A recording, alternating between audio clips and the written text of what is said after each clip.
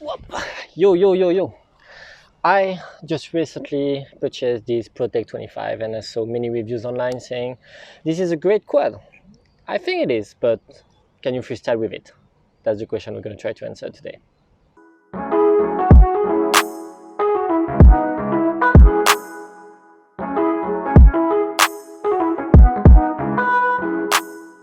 I finally received yesterday the Protek 25.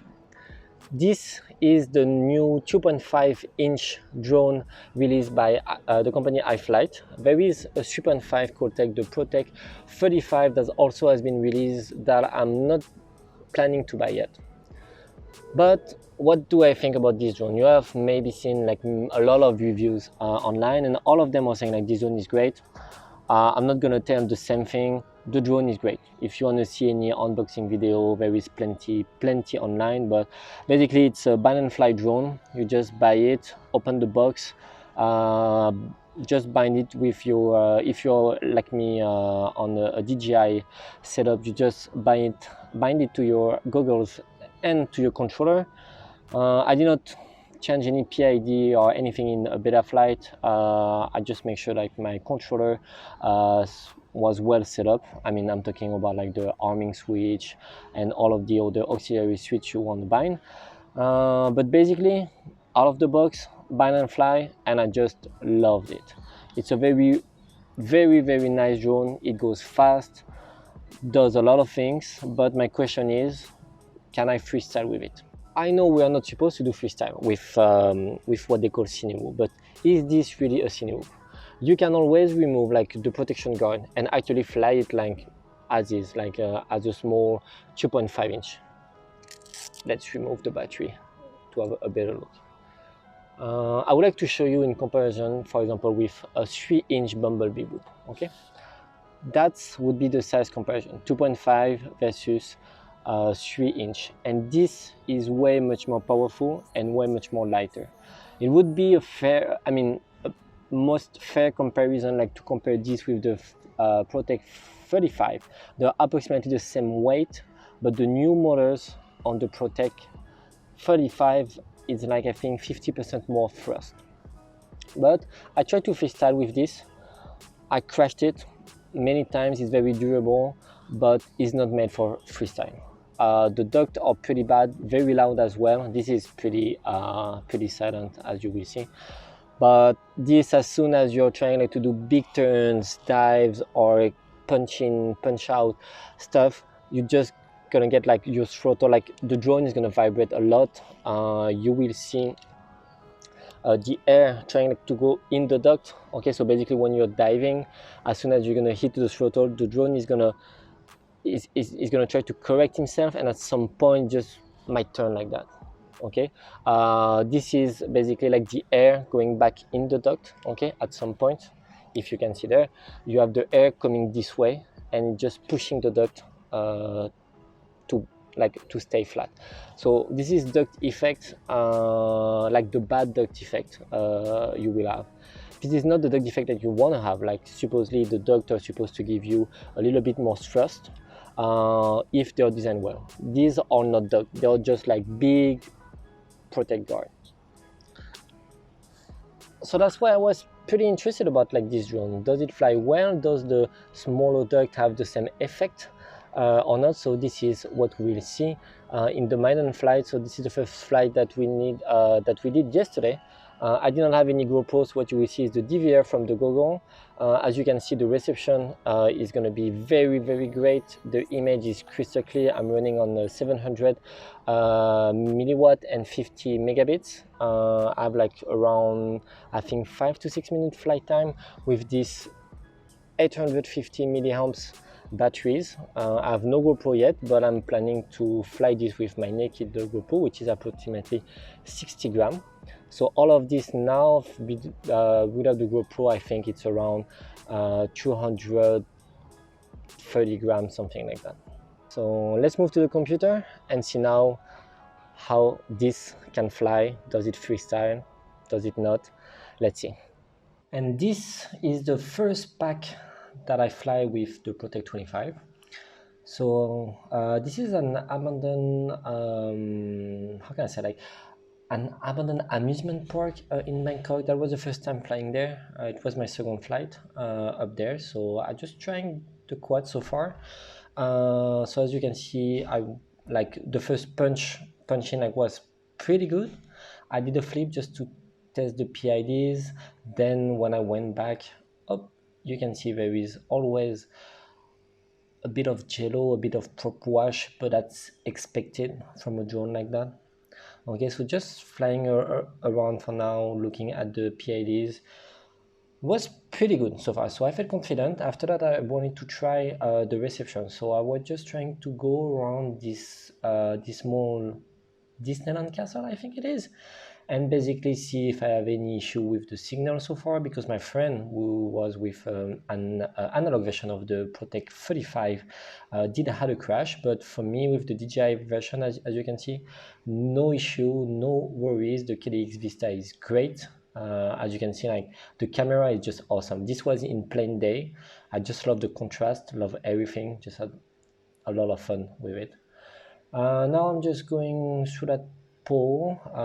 Nothing much to say. So the drone is flying very well, straight out of the box. Very, very good.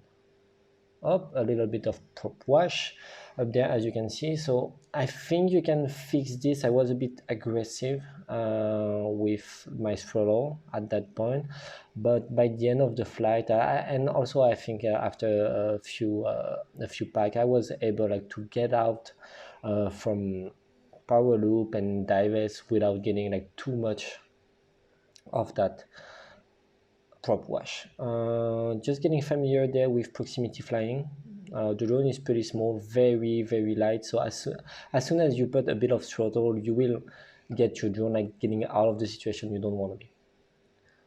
Up, trying to dive close, like a very small split S into a wall. So you can definitely do this. No worries, the drone is very light. You have enough power to get out of it. I wasn't even full throttle on this, so definitely a very good sign. Let's see around that tree, going up to the tree, and you have inertia. That's what I was worried about with the drone, is like if you throw the drone, it's so light, are you going to be able like to have enough inertia to pass it and be able to do some freestyle move like that? So yes, you can. The drone has that ratio of power and weight is just fine. I really like it. Up a little bit more of proximity flying, and now I just basically wanted to try to have a bit of fun, see where I can go with the drone. It was advertised as a very fast drone. I think my camera tilt is very low, like 15, maybe 20 degree, but I would say like more 15. I didn't check. And as you can see, the drone can go fast enough like to follow a bike, probably a car. Like we should try at some point. Not as fast as my 5-inch, of course, but definitely without the GoPro, you can still go on a very, very reasonable pace. We tried the 35 with the GoPro 7, like full-size GoPro, and we were not amazed by the speed of the drone. Without the GoPro was way better. We will see with the naked GoPro, like between 30 to 60 grams more, but we should be able like to fly pretty fast even with the naked GoPro on top of it. If not, I would just mount an Insta360 on top of it. Almost getting to the end of the battery, so I think we are around like 4 to 5 minutes by the end of the battery. So the flight time now is like 260. Just having a bit more fun on the grass. Let's roll easy. I can feel the wind. I remember like that part. As soon as it's a bit windy, of course it's less than the Bumblebee, because you have like less duct, but the drone is so small. A little bit of wind, but it's not that bad. So now just like few clips on the battery 2, 3 and 5, getting a bit more comfortable with the drone. So getting out of this loop, as you can see, with less prop wash than earlier. Okay, just need to be more comfortable with the drone, but basically like the drone has some power. I really love it. You can go high very fast, you can dive. Oh, on this very good example of the light, the lightweight, I would say, of the drone. Like, you do not get down super fast, so you have to take that into consideration if you're used to a 5-inch. This is like a very slow split S, and you can stay in the air like pretty high amount of time. Just messing around with the drone. What did I do next? Up a little bit of speed, punch. So the drone doesn't like to be upside down. What is this? This is like proximity flying. Yep. Oh, just missed the bag. Having some fun up there. So yeah, the drone can do like some upside down flip stuff. Don't keep it too much upside down. It doesn't like it that much. We'll have a bit of prop wash from time to time, doing like more, not crazy stuff, but stuff that you should not be doing with this kind of Cinewhoop, but you can still do. And I think if I put it with the GoPro stabilization or real CDGO, we will not even see this. So far, loved it. As you can see, I loved it. Like the drone is just pretty awesome. So yes, you can freestyle with it. It will not be a perfect like 5-inch freestyle, okay, but you will be able to do very nice stuff with it, urban stuff. Like, this is very small, very quiet. I think I'm gonna love it, use it maybe more in the city, in Bangkok. Maybe I'm gonna try like to remove like the duck to have like maybe less of that effect that I was talking earlier about. But I just need to fly it with my naked GoPro, run it with a real CDGO, and actually see if I can get that cinematic footage. Anyway, so it was very fun experience yesterday with this new drone.